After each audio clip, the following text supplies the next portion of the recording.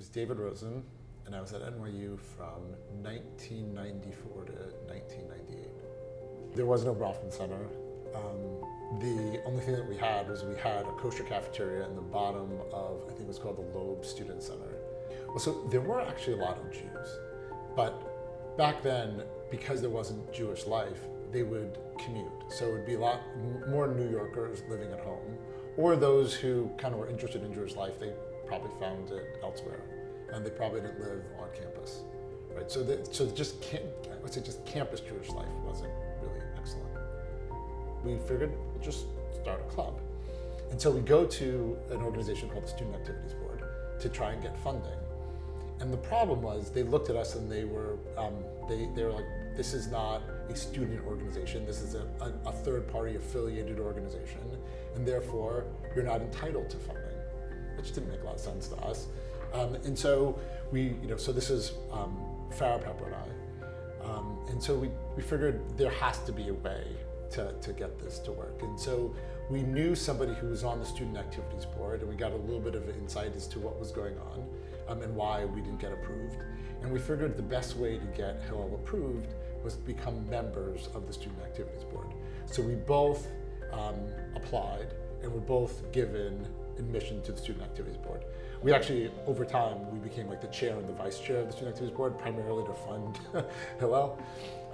So once we got on the board, we were able to get approval of Hillel as a student club.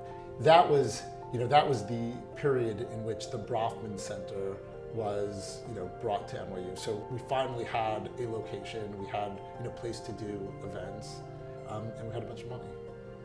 I got my first email, I think, when I started NYU. It wasn't actually that often used. They had like torch phone. So what we would do is we actually like to create like effective like mailing lists, and like we put them on the phone.